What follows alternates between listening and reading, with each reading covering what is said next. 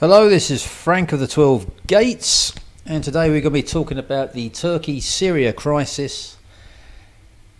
Is it prophetic or not? That's what we're going to look at. I mean, basically the headlines that are coming out, they've only been out the last couple of weeks. I've been sitting there watching. There's not a whole lot out there, not many people jumping up and down getting excited. I'm not really myself either, but at the end of the day, let's have a look and just see that maybe what is developing here is prophetic, because there's always something happening in the Middle East all the time, and we just have to look at the Saudi Arabia, the oil plants or whatever it was, distribution depot got bombed, didn't it? And now everything just subsided. We had a US drone shot down by apparently Iran. It was an expensive one as well, and they denied it. You know, there's all sorts of things going on in the Middle East all the time. But this latest one is basically, it has been started basically by Trump withdrawing his troops and redeploying most of them in Iran. So maybe he knows something that nobody else does. I don't know, but there must be a reason for it. And this has obviously opened the door for Turkey to restart their, what they call a peace process with the Kurds, isn't it, in northern Syria. The previous troubles seem to be focused, it always seemed to be around the Aleppo area, which is to the far north. Damascus, the prophetic city, is way down in the south and getting near the Golan Heights, which is near the border with Israel. At the moment, it's a long way away from there, and basically it's between the Turkey and the Kurds. But the thing is, Trump has kept a token amount of troops there because he can see what's developing there, and also Russia has now been sucked into the equation and is looking very friendly with the Turkish leader. So when you combine Russia into the equation, that's when things start to look a bit more prophetic. And the prophecy that everybody's quoting is the Gog-Magog war, which is Ezekiel 38 and 39, which I'll flash up on the screen here, but it's a lot to read there. I did do a video on this explaining what countries are involved, and I've done a video on the Gog-Magog war and also individual videos on each individual country that we need to keep an eye on that is actually involved with that war. Now, some people say the Gog-Magog war is the same as Armageddon. Some people say it's two separate events, and it's quite important to know which is which, because one is linked with, say, the second coming, and one maybe possibly isn't, but that is up for debate as well. As with all prophecy, everything's up for debate. There's always 15 sides to the argument, isn't it? Different translations. But that's why I like the old major prophets such as Daniel, Isaiah, Jeremiah, Ezekiel. You know,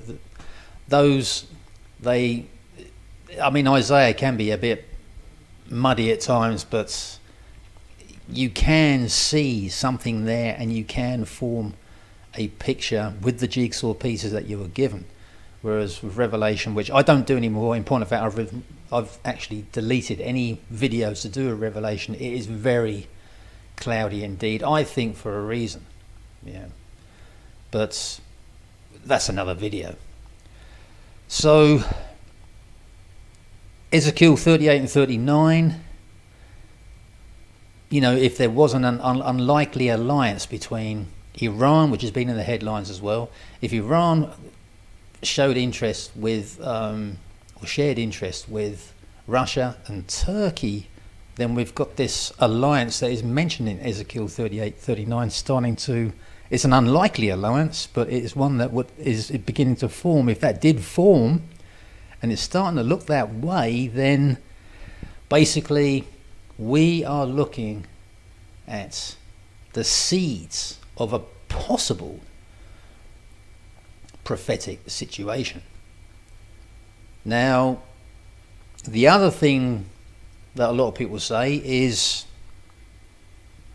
Isaiah 17 is another prophecy, because this is taking place in Syria. Syria is, as I said, Aleppo to the north, but the major city to the south, which is not a million miles away from Israel, is Damascus. Now, at the moment that the actual action is taking place to the north, and it's basically Turkey and the Kurds. But with the Russian involvement, we don't know. This has the potential to tinderbox and, it's spread to other areas, maybe of Syria. We don't know. Now, when you actually look at Syria and look at Damascus, there has been drone footage released of the city, isn't it? And a lot of it has been destroyed in previous battles, but a lot of it still remains. A lot of it is standing, and a lot of people are saying that for that Isaiah 17 prophecy to be fulfilled, it would have to be completely leveled, become a holy ruinous heap, as it says in the Bible verse.